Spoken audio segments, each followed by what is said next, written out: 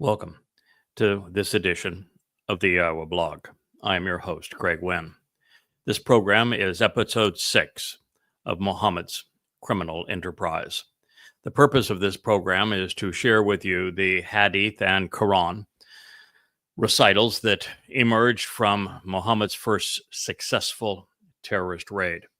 That was one on his own family. It occurred at Badr, where Mohammed was able to kill extended family members, rob them, parade around their dead bodies and gloat over them.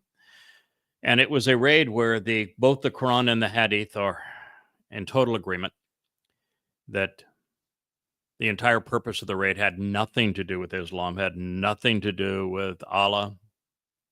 Strictly was an attack, an armed robbery attack that was predestined, pre-planned by Mohammed for the express purpose of robbing a civilian enterprise, the caravan of extended family members, and killing those who had mocked him for being such a fool around the Kaaba. So this story is important for us to know because it doesn't really matter, ladies and gentlemen, whether or not the Quran and Hadith were actually spoken by Muhammad, whether or not there was even a Muhammad. What matters is that the Quran and Hadith define what it is to be a Muslim. And since Muslims are ravaging the world and have been for some time, it's a little hard to know if they have killed 100 million people or 500 million people. The best guesstimates are somewhere between 1 and 300 million people, which was a third of the Earth's population at the time. And they continue to be exceedingly devastating to humankind, perpetrating the events like, for example, 9/11 and also 10/7 in Israel. They are trying to intimidate the world now with their protests throughout the streets of Europe and on America's college campuses. And they are being championed by progressives, rather ignorantly, of course. But nonetheless, this plague of Islam continues. And it's important that you know what the Islamic scriptures say, because whether or not they are accurate is actually irrelevant. It's what Muslims believe. It is the very definition of Islam. You know, the Quran constantly says that Muslims must follow Muhammad's example. Muhammad's example is not presented in the Quran. It is presented in the Hadith. They must follow Muhammad's orders according to Allah. Well, according to the Quran, Allah is the voice of the Quran, which means that the only way that one could follow Muhammad's orders is to read the Hadith. And so the Hadith that I am presenting to you as part of these programs are from the 5 oldest and most credible sources. And that would actually include the Quran, because the Quran is no different than the Hadith. They all come from exactly the same mouths, passed on mouth to ear through the generations by exactly the same cast of characters. And they are focused on precisely the same subject material. So they're all one and the same. And quite frankly, while the Hadith can be understood without the Quran cannot be understood without the Hadith. So the Hadith are absolutely essential to Islam. And my goal is to demonstrate that the Islamic scriptures are so contrary to human morality. They're so hostile to life. They're so dehumanizing that the only rational approach to Islam is to ban it, to expose it and condemn it for what it really is, and then to quarantine it before it affects and kills ever more people. This first statement will pick up from one that we covered at the end of our last program. It is from Ishaq's Sirah, the Sirat Rasul Allah, which is the life of Allah's messenger. It was the first collection of hadith ever. This is page 304 of the Oxford University Press edition of Goulim's translation back in the 1950s. And then we'll quote from Tabari. This same hadith is recorded by both of them. Tabari was Islam's first historian and also Islam's first Quran commentator. He wrote the history of Islam called the Tariq. And in this case, the translations were by a number of individuals, but the collection is published by SUNY University Press, State University of New York. So Ishaq 304, Tabari 7, page 62. I cut off Abu Jahl's head. Abu Jahl was a merchant among the Quraysh. He was one of those who very early on recognized that Muhammad was a complete fraud, and he is presented in the Quran as correctly identifying Muhammad as being a demon-possessed charlatan who was making up his Quran recitals while twisting and plagiarizing other sources, which is easily proven and done so thoroughly in Goddamn Religion. As a matter of fact, I am quoting now from volume, I think it is 3 of Goddamn Religion. So he brought Abu Jahl's head and that he cut off, and he brought it to the messenger. I said, "O Allah's prophet, this is the head of the enemy of Allah." He wasn't the head. It wasn't the head of the enemy of Allah. Abu Jahl didn't give a rat's hoot about Allah. There were 365 pagan gods and goddesses in the rock pile known as the Kaaba, which Abu Jahl's family were the custodians of. They had established the religion of Islam long before Muhammad existed. That religion had the Hajj pilgrimage. It had the circumambulation of the Kaaba. It had the prostration prayer. In fact, virtually every aspect of Islam was practiced by Jahl and his extended family, the Quraysh. And so he was not the enemy of Allah. Allah, by the way, was not among the leading rocks in the Kaaba. Alat, Manat, Al-Uzza, Harat were all much more important rocks in the rock pile to rock gods in the Kaaba.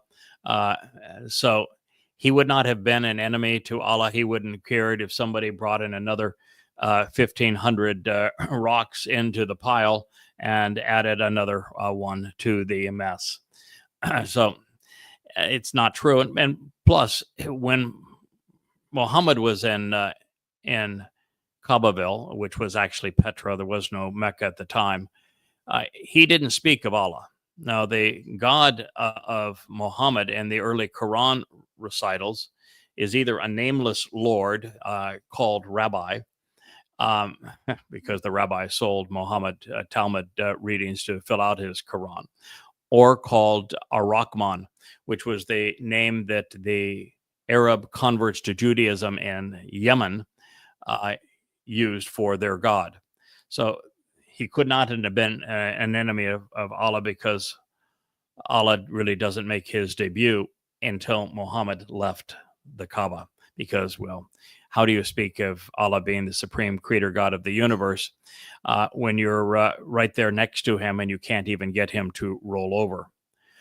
So rocks don't have much influence. But when he moved away from the Kaaba and moved to Yathrib, which was a Jewish community, Allah could be a big-time operator, because distance made that possible, because, well, no one was a witness to what Allah wasn't doing. So this is really the preamble to this. And then it said, so Muhammad said, "This is so by Allah." This used to be the messenger's oath. I said, "Yes." Then I threw down his head before the prophet's feet, and he said, "Praise be to Allah." You know you're dealing with an exceedingly sick individual when one of your goons cuts off a man's head that had done nothing to you except laugh when you said something really stupid. For example, while he was around the Kaaba, Muhammad accepted the idolatrous bargain, which was where he after promising to slaughter his kin, agreed to a compromise where he said, okay, I won't slaughter you, but what I want is sex, power, and money. I want to be king for a day. I want to have all the prettiest babes in town, and I want you to share some of the revenue from the pilgrimage to the Kaaba with me. And so they agreed to do so. It was the idolatrous bargain. All Muhammad had to do is include Alat, Manat, and Al-Uzza in his Quranic recipe, and then they would all be happy together. And so Muhammad did, and you will find Alat, Manat, and Al-Uzza listed in the Quran as additional goddesses. But then the first Caliph, Abu Bakr, who was also the father of Muhammad's child sex toy, when his daughter was 6 years old and Muhammad was 66, if he was born indeed in the year of the elephant, then he allowed his 6-year-old daughter to be raped by a 66-year-old man. That's using the term man rather loosely when we deal with Muhammad.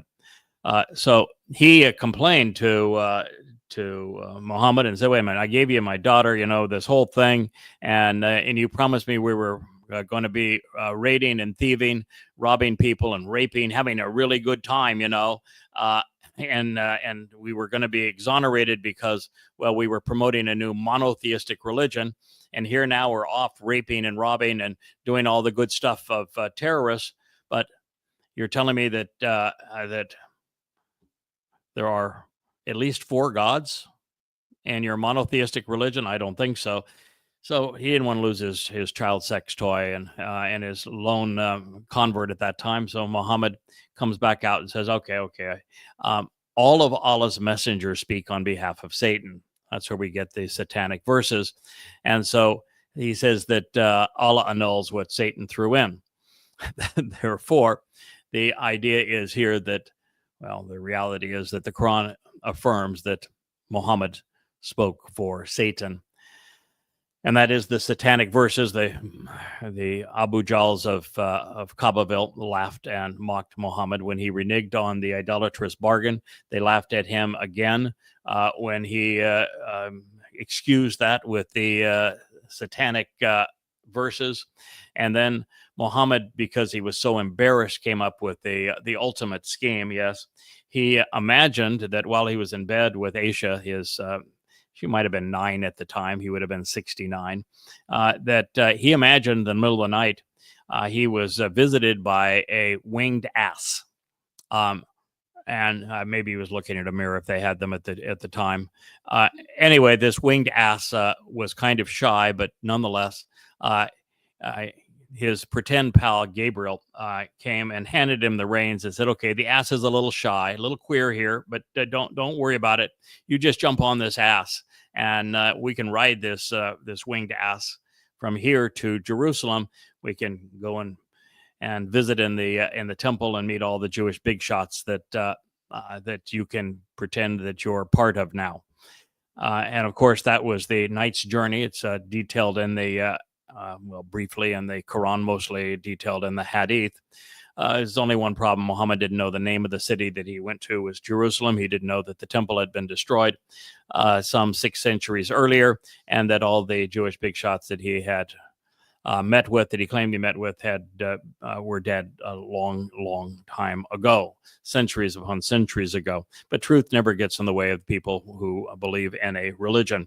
But that's why Alaska Mosque exists now on the Temple Mount as a trophy to Muhammad's stupidity. This then moves us forward to the point where Abu Jahl and the other around the Kaaba just laughed their sandals off, and Muhammad had to leave town. And on the way out of town, Muhammad needed somebody to protect him from the damage he had done to himself. He had very few followers at that point, and he ran into some pagans from Yathrib, which was primarily a Jewish community, where they recognized that the Jews were looking for their Messiah. And so Muhammad claimed, well, that's me. I must be the Jewish Messiah. And then he told them his whole torrid tale of this is the my new religion, and in my new religion, we're going to steal and plunder and murder our way to success. And here's the deal. You get to keep 80% of what you steal in my new religion. I get 20% cut because, well, I am the Godfather. And you get to keep 80%. And oh, by the way, if you're actually killing for me and for my pretend God, well, then my pretend God is promising that he will give you a reward of endless virgins and paradise. So that was the deal. And these pagans said, well, then, how could you beat such a wonderful and moral offer, Mohammed? We then pledged to wage war against all mankind. And that was the first act of the first day of the Islamic era. So then this brings us to the point that they're now in Yathrib, and they're living off Jewish loans, and Muhammad's filling out his Quran by buying Talmud stories from the rabbis, and they don't have any money to pay the interest on their loans. They're essentially going broke, and so Muhammad decides that no one really wants to work. That wasn't part of this religion. There's no edict on working in this in his new religion. That we'll have a Quran surah called "Stealing is Lawful and Good," and we'll go off and we'll attack a civilian caravan, and that's what brings us to Badr. And my summation of all of these events is emphatically, irrefutably proven throughout the 5 volumes that make up Goddamn Religion, and copiously documented throughout them. So here we are now, and this is Bukhari, Volume 5, Book 59, number 572. There are lots of online now repositories for Bukhari's collection of hadith. The nomenclature here is changed from the original translations that were done by the Saud family in Medina, and a publishing company outside of Medina, because some ambitious students at the University of Southern California, my alma mater, thought that if they could renumber them, then my original book on Islam, Prophet of Doom, would be errant, because I used the original nomenclature as opposed to their nomenclature, and that was their way of trying to neuter my comprehensive attack on the religion. Well, so I rewrote Prophet of Doom and decided, well, what the heck? They've posted now their nomenclature for these all over the internet. I'll simply use the same exact hadith from Bukhari and from Muslim. I'll just use their nomenclature so that they're easy to verify. So Bukhari hadith reads, "O Muslims, take not my enemies as friends, offering them kindness when they reject Allah, the Prophet Mohammed, and his Quran. And whoever does that is indeed gone astray. You have come out to fight in my cause, seeking my acceptance. So do not be friendly with them, even in secret." This is Quran 60, the first verse. Of course, there's some issues here. One is that Quran 60 was not revealed at this time. It was the 8th surah of the Quran that was revealed at this time. And so it could not have been cited at this moment. But it is interesting nonetheless, because a Muslim means those who submit to Allah. Allah refers to Muslims as his slaves. And Allah admits that he has enemies. And he is telling Muslims that they must not treat Allah's enemies with any kindness. They have rejected Allah, which would be saying, because, well, Allah's no bigger than the snake that slithered out of the Garden of Eden. And to call Muhammad a prophet is to be ignorant of the term, since Muhammad didn't issue a single prophecy that became true, as he had predicted. He is, at the very best, a false prophet or a non-prophet. And it says, and his Quran. There was no Quran at this point. The Quran did not come to exist until about 5 or 6 generations after Muhammad's death. So no Quran, no prophet, and Allah's not a God. But nonetheless, Muslims believe that Allah was. They are led to believe that there actually was a Quran. They actually believe that Muhammad was a prophet because, again, the faithful will believe anything. That's the nature of a religion. That's why they call it faith, not fact. Then he says, so whoever does that, then indeed he has gone astray. So if you're a Muslim and you claim to be friends with any non-Muslim, then you are no longer a Muslim. You have gone astray from Islam. That's why there can be no moderate Muslims. You have come out, then it says of the others, you have come out to fight in my cause. This is jihad. Jihad is always presented as fighting in Allah's cause. Allah's cause is the pledge of Aqaba. It is to wage war against all mankind. Muslims must fight and kill for Allah until there are no more humans left on the planet. That is the instruction of the Quran, and it is not going to change. It says, do not even be friendly with them in secret. So this is the nature of the Quran and of Islam. Now, turning to Ishaq 305, Utkacha fought until he broke his sword. He came to the apostle and the apostle gave him a wooden cudgel, telling him to go out and fight with that. He brandished it, and that's just a stick with a ball at the end of it. It's a savage tool. So he brandished it, which would make him a savage human being, and it became a brilliant weapon. This really reminds me of what I saw in the unedited footage of what happened in the kibbutzim in Israel on 10/7, when Muslims, not Hamas, just good Muslims, came in and they began to hack off body parts and heads of living people with the garden implements. There's one, it's a man that has been shot. He's wounded. He's laying on the ground. He is bleeding badly, but he is absolutely still alive. And a Muslim, not in uniform, this is not a Hamas member, not even Islamic Jihad, just a good Muslim, is there screaming Allahu Akbar as he has blow after blow on against this man's neck and head with a garden hoe. That would be very similar to using a cudgel. Allah gave him victory while he wielded it.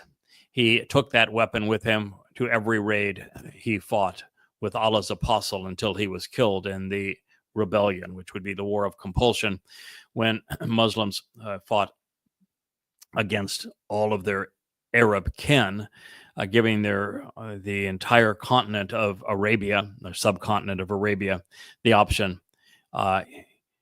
you either convert to Islam or we will kill you. So these were the dying words, according to the Hadith. What do you think about when you kill people? Are these not men just because they are not Muslims? Was the question. The question, however, was not answered. Throughout time, evil and maniacal regimes have conditioned men to dehumanize and demonize their intended victims. The militaries do this on a regular basis. Otherwise, it's very difficult for people to shoot and kill a person that they can actually see. But they're always dehumanized, and there is no more dehumanizing book in the history of humankind than the Quran. So in this case, the intended victims would be all non-Muslims, and according to the Quran, it is good to kill them. But Muslims beware. According to Ibn Ishaq, Muhammad's quota on paradise was proclaimed at Badr. Listen to this, Ishaq 306. When Allah's apostle said, 70,000 of my followers shall enter paradise like the full moon. Ukasha asked him if he could be one of them. Then a lesser Ansari asked to be included, but the Prophet replied, Ushka beat you to it, and my prayer is now cold.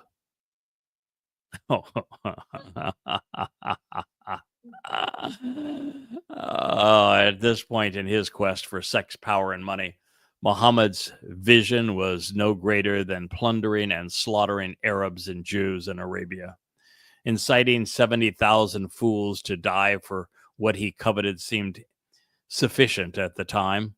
Little did he know that his scam would live on, infecting billions and sending hundreds of millions to their death. The non-prophet and ungod loved it when men died, killing others for them. It was a new variation of human sacrifice where both the religious zealot and their victims succumbed. Bukhari, Volume 5, Book 59, number 379. When we wrote the Holy Quran, I missed one of the verses I used to hear Allah's apostle reciting. Then he searched and found it. The verse was, among the believers are those who have been true to their covenant with Allah. Of them, some have fulfilled their obligations to Allah. They have been killed in Allah's cause, and some of them are waiting to be killed.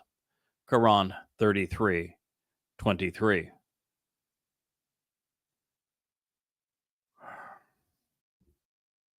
Look at that for a moment.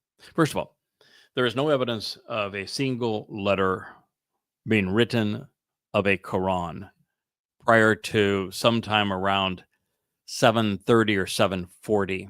And then it's a very different and incomplete Quran. And that was some 100 years after this event. That means for 5 generations, the Quran was nothing more than whispers from one person's ear to another person's mouth and ear to mouth over the generations, as were these hadith. And so the verse that he made certain was into the Quran is that from Allah's perspective, the vow that matters most is exactly as I have said, is the pledge of Aqaba, to wage war against all mankind. And so that is the vow that Muslims make to Allah. There is no repudiating this. It is in the Quran. It is in the Hadith. The evidence of it is historical. Between 100 and 300 million people would die in the first 100 years of Islam because of this. Their blood runs as a river to Muhammad's feet. The edict was, among the believers, among the Muslims, are men who have been true to their covenant with Allah. The covenant with Allah is to kill and to die killing for Islam. The covenant in the Torah is to be part of God's family and live forever with Him. The covenant in Islam is to die killing for Allah. Of them, some have fulfilled their obligation to Allah. They have been killed in Allah's cause, and some are waiting to be killed. You see, it's not enough for a Muslim to kill non-Muslims. The only way you fulfill your covenant with Allah as a Muslim is to be killed, killing for Allah. Now, if that doesn't tell you several things, one is that Islam is incompatible with life. Islam is incompatible with any form of morality. That Islam is a death cult. That Allah is not God. That Mohammad was not a prophet. That Islam is a death cult, and that the Quran is a terrorist manifesto. If that is not what you get out of that verse, then you have problems in your head. Then you are opposed to evidence and reason. So we wrote it in its place in the Quran. We, of course, didn't write the Quran. It would not be written for another anywhere from 4, 5, 6 generations from this point. Just as Muhammad and Allah had invented a more efficient form of human sacrifice, where both the victim and the perpetrator die, they had a new interpretation of a covenant. In theirs, men are obligated to die while killing. For your edification, this portion of the 33rd Surah represents a smorgasbord of terror, with victims ranging from former Muslims Arab disbelievers and Jewish neighbors. And since they said that's what was cited and entered into the Quran, let's recite a few verses of it. Quran 33:9. O you who believe, remember the favor of Allah. Now, the Quran actually never says Allah. It has lots of names for the wannabe God of Islam. And as I said, it begins with a Lord called a rabbi, because rabbis pulled one over on Mohammad. Then it goes from the rabbi, who was a nameless Lord, to Ar-Rahman. And there are surahs devoted to Ar-Rahman and say that the name of the Islamic God is, in fact, Ar-Rahman. And from there, there's also an Ar-Rahim. But Allah became a come lately to the Quran, and he was even backdated into some of the earlier surahs. But he is never called Allah.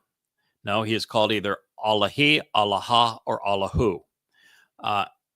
Al is the, and Lahi and Lahu are for him. It's essentially bastardized Hebrew.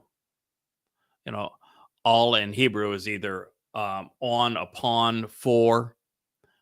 So they took that from Hebrew. And lah in Hebrew is for or to. And hu in Hebrew is him. This is either who or he. So Allahi is actually Hebrew. And it means the for him, the to him, not Allah. Allah is never written.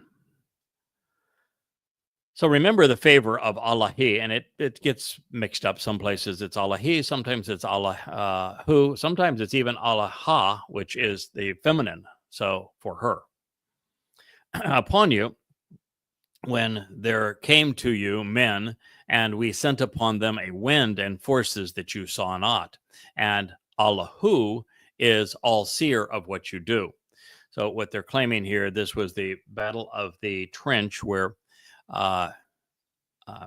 which came, by the way, much after this. So this could not have been recited at this time, because the Battle of the Trench was the Quraysh and Babel responding to what happened here at Badr and trying to stop Mohammad from kidnapping them and murdering them, terrorizing them, and robbing their caravans.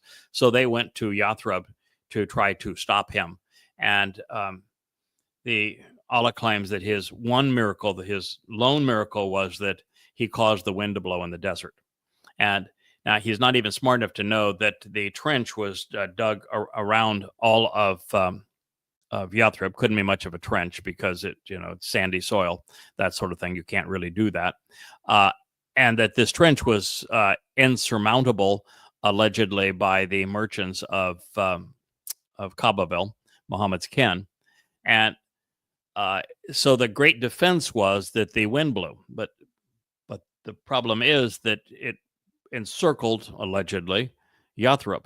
And if the wind blew in one direction, then, well, it might have been against the merchants who had come to hold Muhammad accountable on the south side. But that means on the north side, the sand and the wind was blowing in the faces of the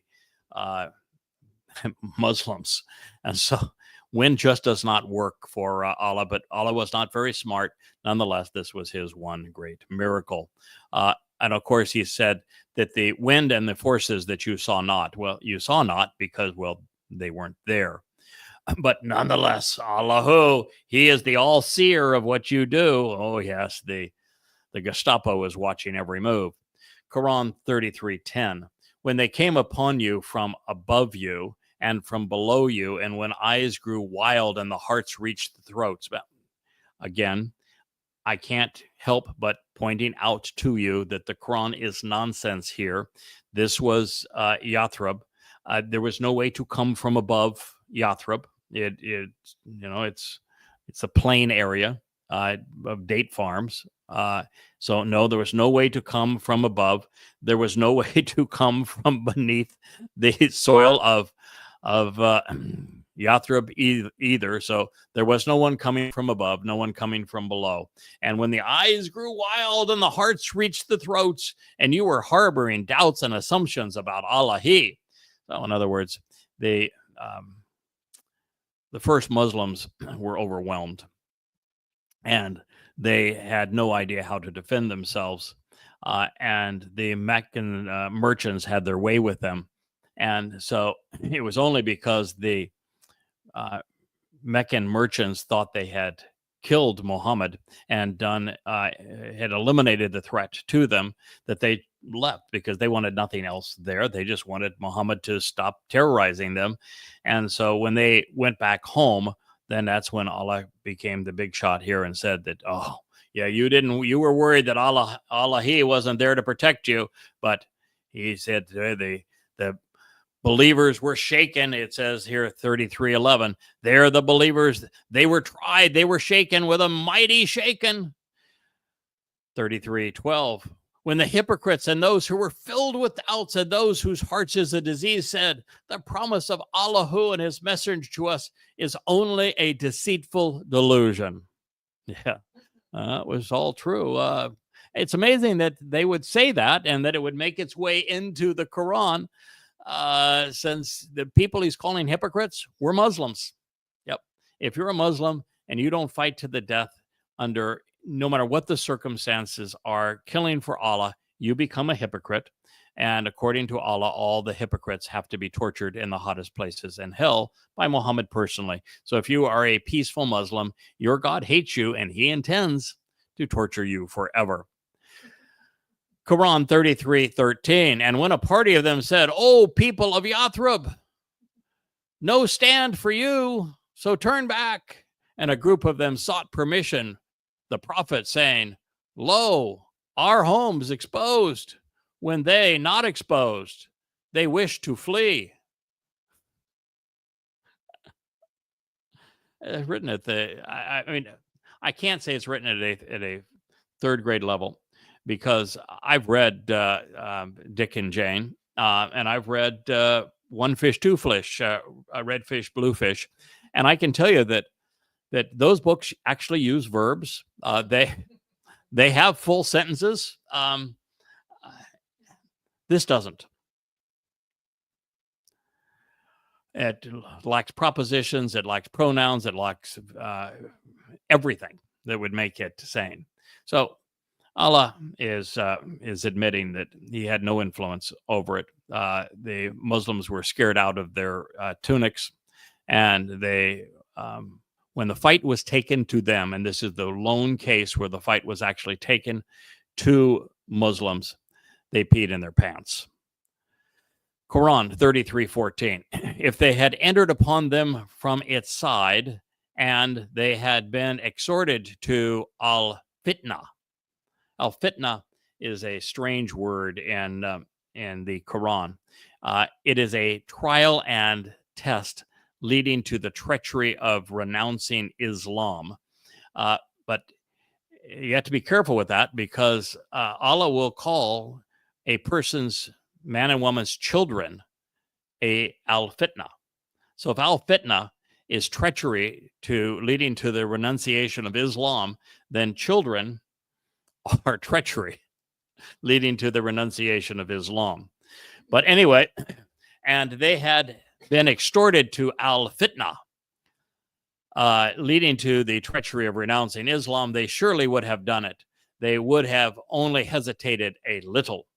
Quran 33:15 then reads, and certainly they had already made a sworn oath to Allahi that they would not turn their backs. And it is an oath to Allahi, and is a oath to Allahi to be questioned. So the oath again is the Pledge of Aqaba. The Pledge of Aqaba is to wage a war against all humankind. There is no relenting. Allah demands that all Muslims fight to the death, killing all non-Muslims. And then after they have killed all non-Muslims, the good Muslims will have to fight and kill all bad Muslims. That would be all peaceful Muslims. And then, of course, the good jihadi Muslims will disagree as to who's in charge, and they will fight and kill one another. It'll just be genocide on the planet, with everyone dying. So that is the oath to Allah. He cannot be questioned. You must fight to the death if you were a Muslim. And it doesn't mean that you even have to have an enemy. You fight and kill to the death, period. All mankind. Quran 33:16. Say, never will fleeing benefit you if you flee from death or slaughter, and then you will not be allowed to enjoy it but a little. So here is the Quran saying that if you're sane, you're a moral person that actually wants to live. You don't want to go off and kill people that you don't even know. And you just like to live your life life as a decent human being. That's not acceptable. Allah says, never will you be able to flee death and slaughter. You must subject yourself to death and to being slaughtered and to killing and to slaughtering. Otherwise, your life will not be allowed to exist but a little. You will never flee. You will never benefit from fleeing death or slaughter. Quran 33:17. Say, who is it that can protect you from Allah if he intends to harm you or intends a mercy to you? Well, the fact of the matter is Allah can't do squat.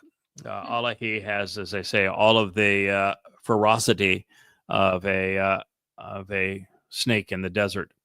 And as a snake in the desert, he isn't much at harming anyone who just has the good sense to stay away. And it still is troubling that people would surrender themselves to a God who says, who can protect you from Allah if he intends to harm you? It's pretty disgusting, isn't it?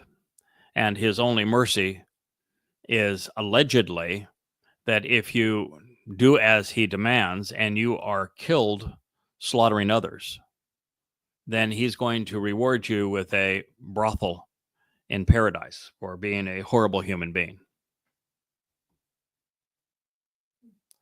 And it says, and they will not find besides Allah for themselves any wali, a protector or supporter or helper.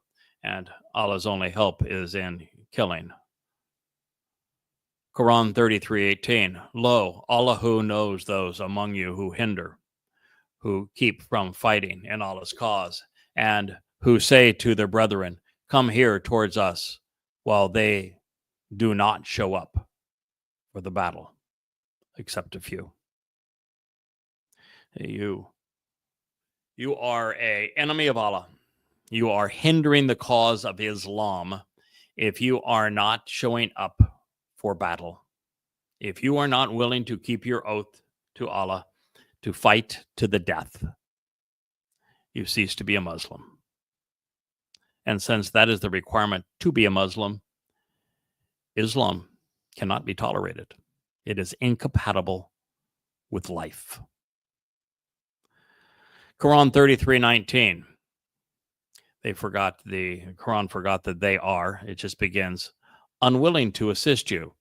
But when fear comes, you will see them looking to you, their eyes revolving like one who feigns over death.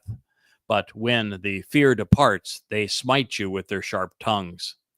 Begrudging and niggardly towards and overly covetous of the good that comes to you, they are not believers. So Allah made their deaths and deeds futile. That is easy for Allah. So here, those who are unwilling to assist in the great jihad of killing all humankind for Mohammad,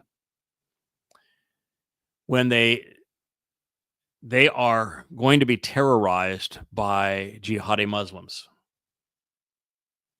And ultimately they're going to feign their own death just to survive. And that given the opportunity, they would criticize the religion, but they won't be given that opportunity. And then, just to make the people who protest against Islam look immoral, they say that those who didn't go out to rob others and kill them are actually jealous of you because you came back with stolen booty, sex slaves, and the stolen property of others. So those who don't kill for Allah are actually the immoral ones because they secretly covet the stolen goods of those who were murderous for Allah. And it says, of those who do not fight and kill for Allah, you are not believers. There can be no peaceful Muslim. All good Muslims are terrorists. It says so right in the Quran. We just read it. Quran 33:20. They think the clans have not withdrawn. And if the allies should come, they would wish they were in the deserts among the Bedouins, seeking news about you. But if they were among you, they would hardly fight at all.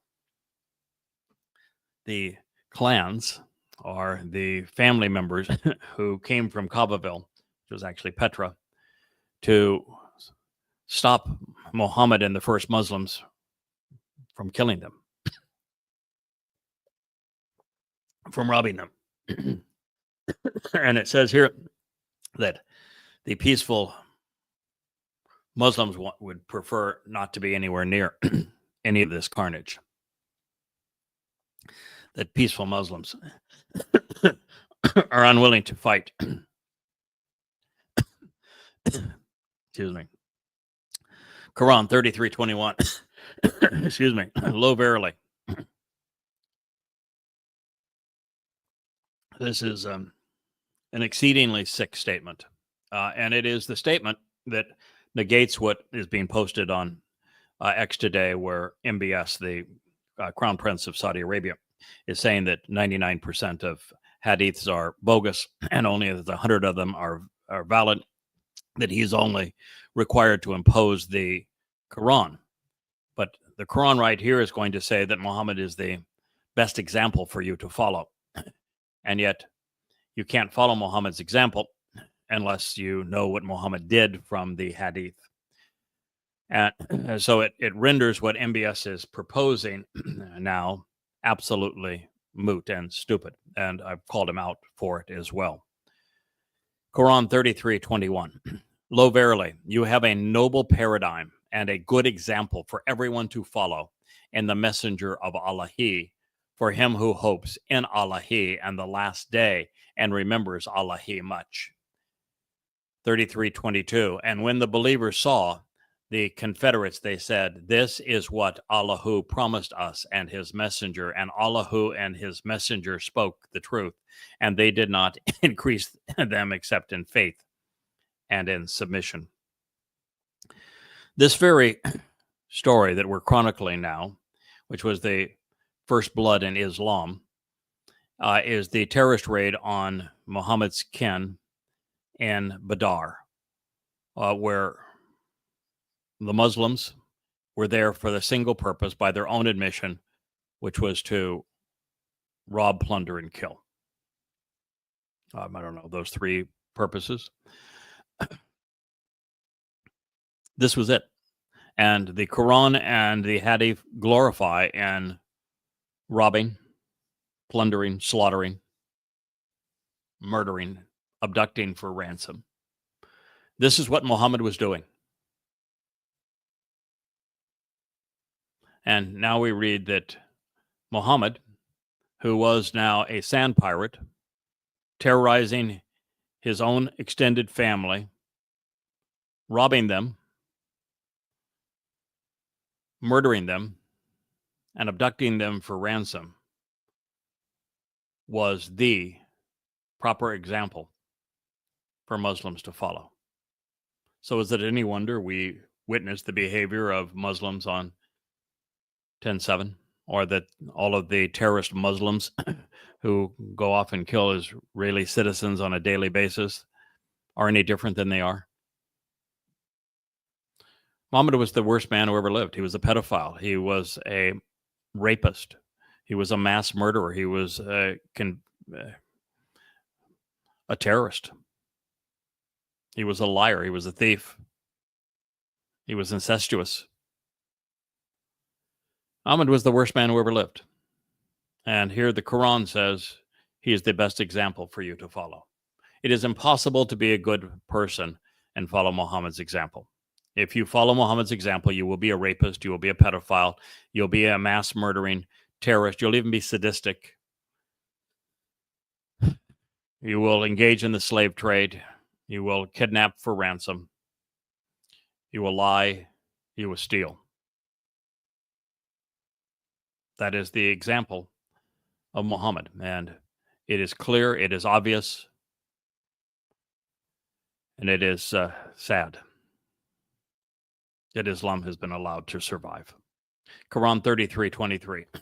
Among the believers, men have been true what they promised Allah, and among them who has fulfilled his vow, and among them who awaits, and they will not alter any alteration. 33:24.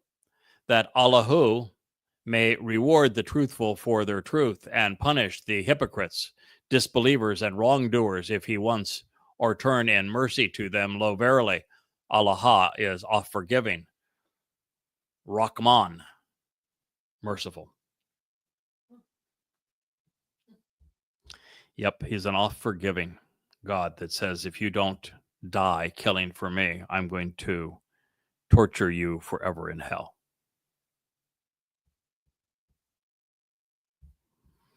He is merciful, all right. You must slaughter humans and die slaughtering them for me.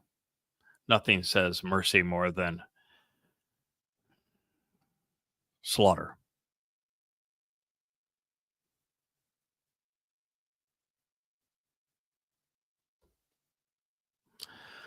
Quran 33:25. Allah who turned back the unbelievers in their rage, they did not obtain any good or advantage. Allah who sufficed the believers the battle. Allah who is strong, almighty. Quran 33:26. And he brought down those who backed them among the people of the book from their strongholds, and cast Ruba, terror, into their hearts, so that a group you killed and a group you enslaved as captives. 33:27. And he caused you to inherit their lands and their houses and their wealth, and you had not had this land before nor trodden it. Allahu on everything, all-powerful piece of crap. Do you ever understand what he just said? This is in the Quran.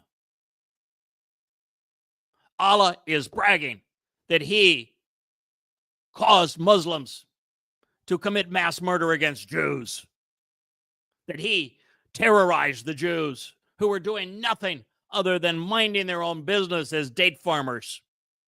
And then you enslaved the Jews to buy more weapons so that you could go off and kill more Jews. Right here in the Quran. And Israel, you're stupid enough to include these people as citizens in your country when they are mandated to kill you. You pretend that Hamas is your enemy, and that Hezbollah is your enemy, and that Iran is your enemy, and you are ignorant to the fact that this is what the Quran says, and so that Islam is your enemy. Progressives throughout Europe and in America's colleges, are you unaware of what this says? That Allah claimed to be the terrorist? That Allah claimed to be the mass murderer? That Allah claimed that he was the slaver?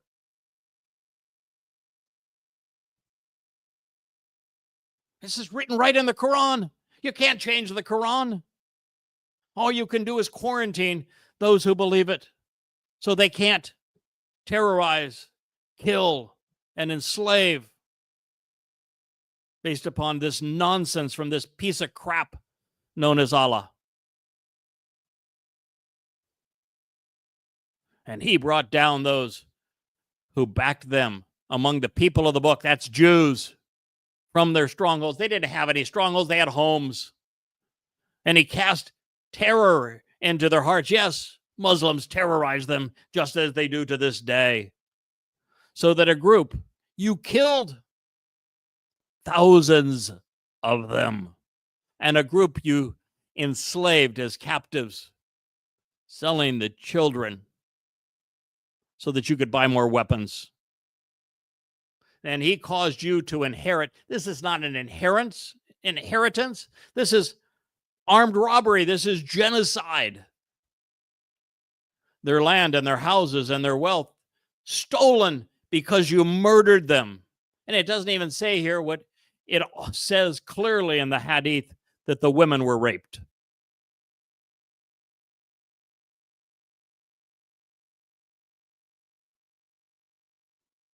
It's preposterous that the world could be this ignorant, that universities like Yale and Harvard and the University of Michigan, Columbia, could be this utterly ignorant, this completely immoral, to have partnered with this death cult. And yet they have. And yet when you look at the marches of Muslims in the streets throughout Europe and on college campuses, the majority of those who are marching with them are progressives. Too ignorant, irrational, and immoral to respond in an intelligent way. This is the plague on our planet. It is the greatest threat to life and liberty the world has ever known. Islam is revolting. This is the Quran. It is inexcusable. Islam cannot coexist with life. And don't tell me for a moment, oh, you can't say that. There's 2 billion Muslims out there and they're not all murderers. What do you think I'm reading from? I'm reading from the goddamn Quran. That's why I tell people don't burn it, read it.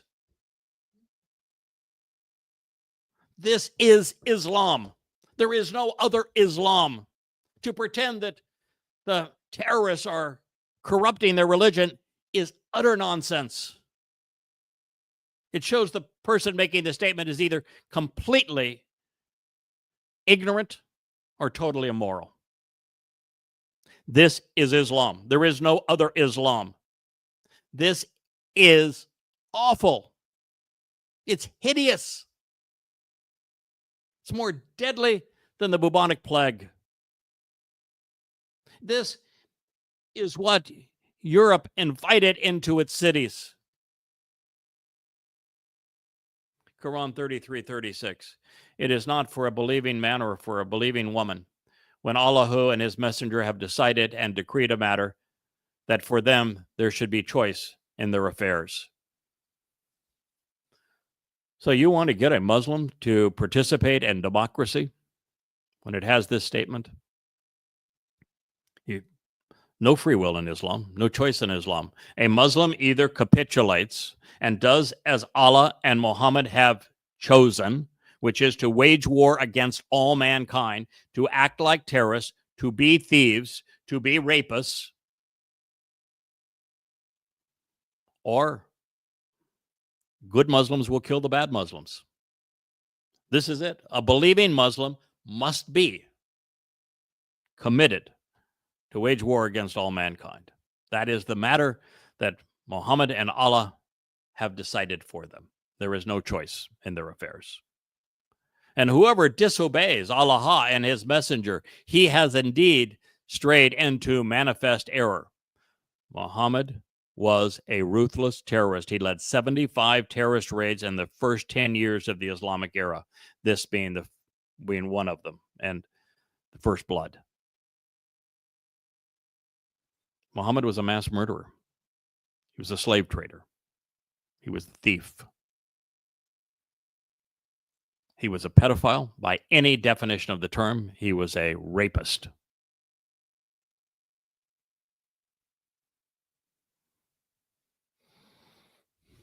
Quran 33:38. There is no constraint or blame on the prophet in that which Allahu has imposed and made legal for him. That has been the way of Allahi with those who have passed away before. The command of Allahi is a decree determined as destiny.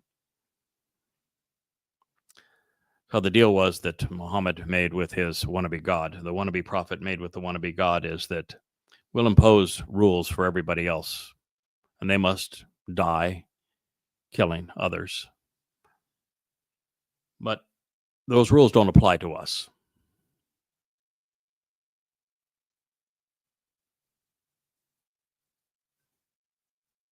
Pure hypocrisy. Gods who are like this, that say, oh, by the way, I'm going to establish rules for you, but I don't abide by them, are grossly immoral. So according to the Quran, all good Muslims fall into one or two categories: those who have died killing infidels and those who will die killing non-Muslims. Only two categories. That's what the Quran just said. And no matter when, who, or where Muslims kill, Allah is always an accomplice to the crime. The Badr raiders failed as pirates. The caravan they sought to plunder got away. Yet the skirmish that ensued between militants and merchants resurrected a dying doctrine and ultimately reshaped the world. Hundreds of millions of people would die in the next 100 years as a result of this. The Islamic lore that emerged that spring morning in 623 from the blood-soaked sands near the sea serves as the only credible report as to what happened at Badr.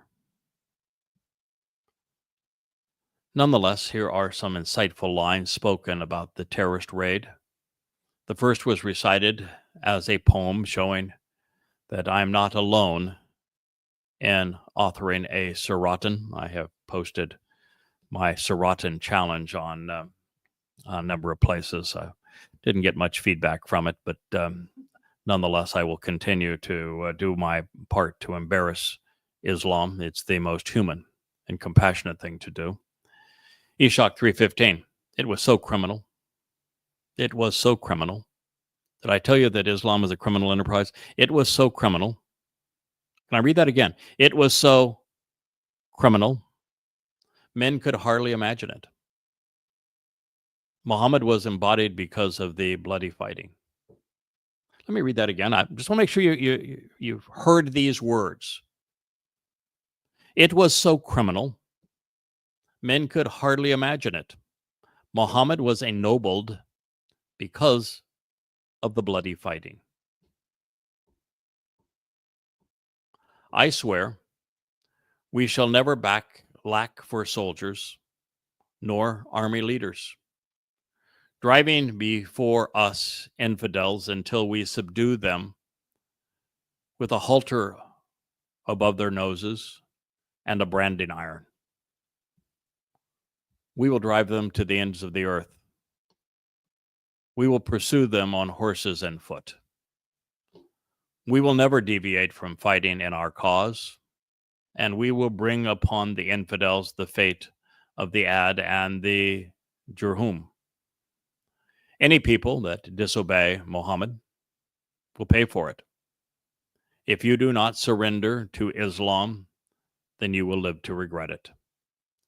You will be shamed in hell and forced to wear a garment of molten pitch forever.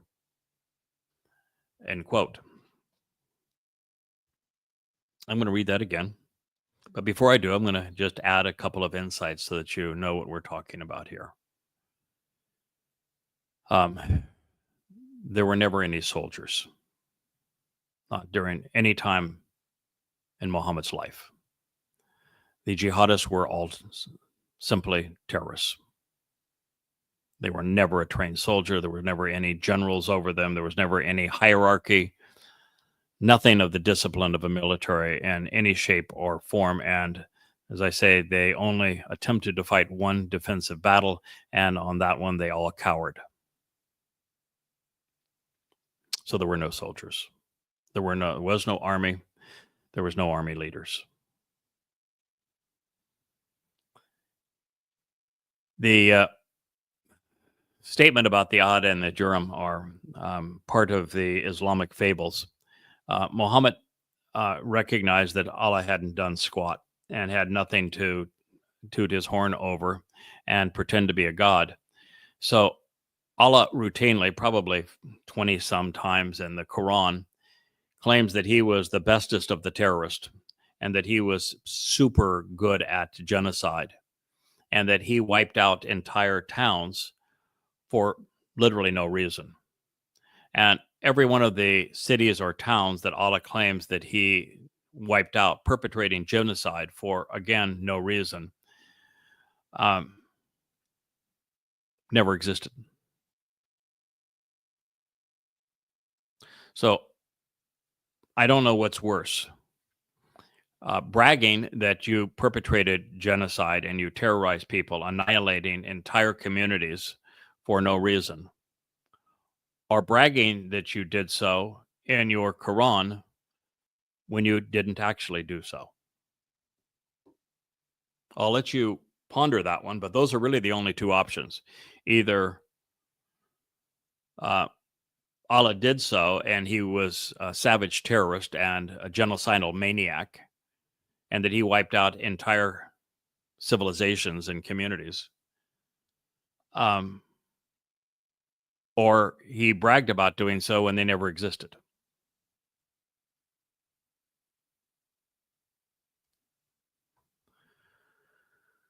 With that, one other comment. Allah in the Quran spends all of his time in hell. He's never depicted any place in the Quran other than in hell. And in hell, where Allah is the chief warden, he personally orchestrates and actually conducts the torture of everyone who is there. And mind you now, this would be 80% of humanity that is in hell being tortured by Allah. And Allah's hell has people in Allah's hell have physical bodies because it's only with physical bodies that you can be tortured. Of course, that makes no sense whatsoever. But again, this is not designed to make sense. That's just like the Islamic heaven. You have a physical body that can be satiated with carnal lust. But everyone has a physical body. Allah's favorite occupation in hell is to have this rotisserie where he personally rotates humans on a rotisserie, which means they have this thing that goes through their body, most likely from their anus out their mouths, and that he rotates them on this rotisserie so that he can burn and singe their skin and cause the greatest amount of pain. And while he's doing it, he claims that he pours molten pitch down their mouths and makes them wear a garment of molten pitch while they have to swallow thorns and they're given no water to drink. And just when their skin is singed off and they have nothing more to be tormented by, Allah provides them with a new skin so that he can continue to be sadistic. So this is what the forever garment of pitch is alluding to. Allah gives Satan a bad name. Satan isn't even this demonic as the Quran's depiction of Allah. So with those things, I'm going to close this program by reading Ishaq 3:15 to you. It is important once again for you to know that Ibn Ishaq collected hadith 100 years before anyone else. He was the first to do so. There is no more credible source of hadith than Ibn Ishaq. The Ibn Ishaq's hadith are all consistent with what we read in the Quran. They're also consistent with every other source of hadith. And he is a pure Islamic source. And again, without Ibn Ishaq, there probably is no Tabari. And without Ishaq and Tabari, the Quran cannot be put in chronological order, set into the context of Muhammad's life. It means it cannot even be understood. The religion can't be practiced. Without Ishaq, Islam evaporates into nothingness. So this is Ibn Ishaq. His collection of hadith was called the Surah of Allah's messengers, Surat Rasul Allah. Now, it also is germane for you to know that there is not a surviving copy of Ishaq's books. There was a redaction of it that Ibn Hisham compiled about 150, 200 years after Ishaq's death. And what he says is that he sanitized Ishaq's hadith collection because there were many hadith in it that were so despicable that he couldn't even bear to write them. So what I'm sharing with you is the sanitized version of Ibn Ishaq. Ishaq 315. It's translated by Gulim, the 1950s, and published by Oxford University Press. Page 315 is where you'll find this. It was so criminal. Men could hardly imagine it. Mohammad was ennobled because of the bloody fighting. I swear we shall never lack for soldiers nor army leaders, driving before us infidels until we subdued them with a halter above their noses and with a branding iron. We will drive them to the ends of the earth. We will pursue them on horse and on foot. We will never deviate from fighting in our cause. We will bring upon the infidels the fate of the Ad and the Jerum. Any people that disobey Muhammad will pay for it. If you do not surrender to Islam, then you will live to regret it. You will be shamed in hell and forced to wear a garment of molten pitch forever. Let that sink in, folks. This has been a special edition of the YAHOWAH blog. I'm your host, Craig Winn, and I will affirm to you that everything that I have shared with you is available for you to read and to verify for free if you go to yadayah.com or goddamnreligion.org. And these 5 volumes that chronicle the Islamic Hadith and Quran use the 4 most credible Hadith sources to reorder the Quran chronologically and set it into Muhammad's life, where the entire Quran is presented. The evidence there is irrefutable. Islam is a death cult. It is grossly immoral. It is incompatible with human existence and life. And it is all validated for you, all documented, intimate, copious detail. I would encourage you to read it. And so I thank you for listening. I am your host, Craig Winn.